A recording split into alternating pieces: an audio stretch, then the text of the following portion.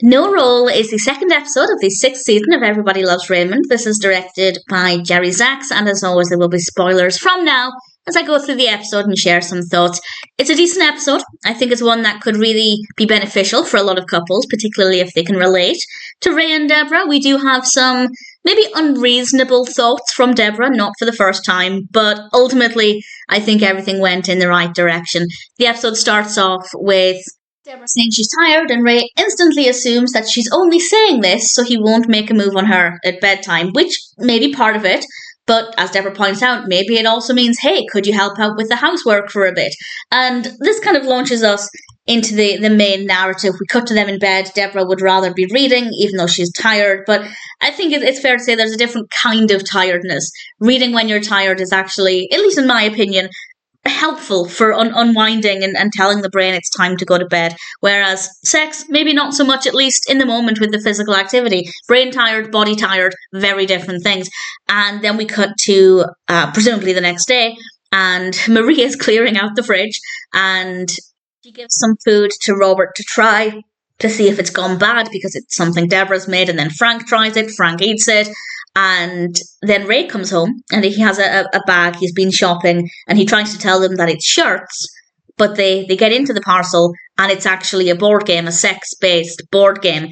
And we have some great comments from Marie about Twister. And then Debra comes home and it's a little embarrassing for Debra, as it is for Ray, of course. But everybody eventually leaves. We very quickly are back in bed again, where we spend the entirety of the rest of the episode. And to Ray's surprise, he is allowed to play the board game. Debra actually says, let's go and play.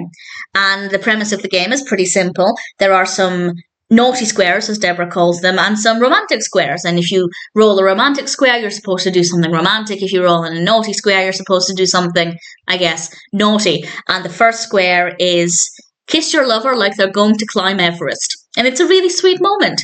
And Ray tries to instantly make that lead to sex, which is obviously not the point of the game. They roll again, and Ray's square is tell your lover something they don't know about you. And Ray said, I'm back from Everest, and tries to move things forward again, which I thought was a lot of fun. And I think, not surprisingly, the game quickly turns into an argument. And this is where I think Debra is unreasonable. Again, not for the first time.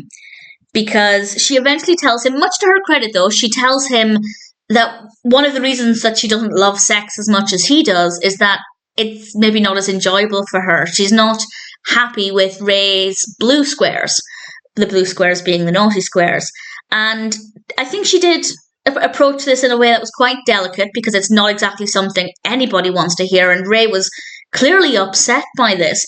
And she explained that she needs more variety when it comes to the blue squares, which I think is fair enough. It's very valid for her to express those feelings. And Ray asks her, what do you want? And this is where Debra got unreasonable. She asked why she should have to tell him. Well, Debra, you should have to tell him because it's called communicating. How could Ray ever know what she wants unless she tells him? Yes, he needs to be more attentive. Yes, he needs to be aware of whether she likes this or she doesn't respond well to this. But at the same time, how does Ray know what to try? Maybe she's thinking of things. Maybe she wants things that has never even occurred to him. Maybe he doesn't even know it's a thing. Who knows? So unless she ever tells him, how could he ever know? Debra was being very, very unreasonable there. And she's basically saying, we need to communicate about this, but also I'm not going to communicate about this. So she was being a bit ridiculous, not for the first time. And they both finally agree that yes, Ray will try more variety and Debra will speak up a little bit more about this. And they ultimately end up going to bed, and all's well that ends well, and that's how we end the episode.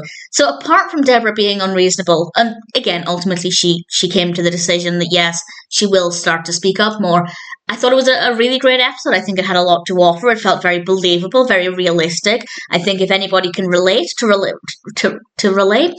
Ray and Debra in this episode, I think there will be some great takeaways, particularly about communicating.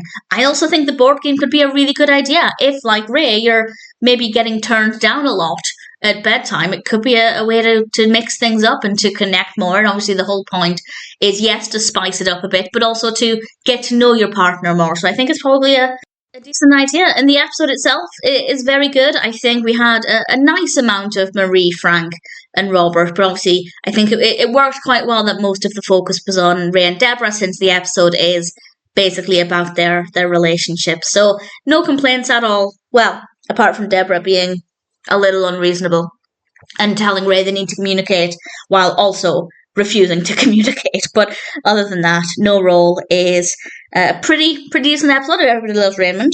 Funny in parts, but also I think very meaningful, and ultimately not a bad episode at all.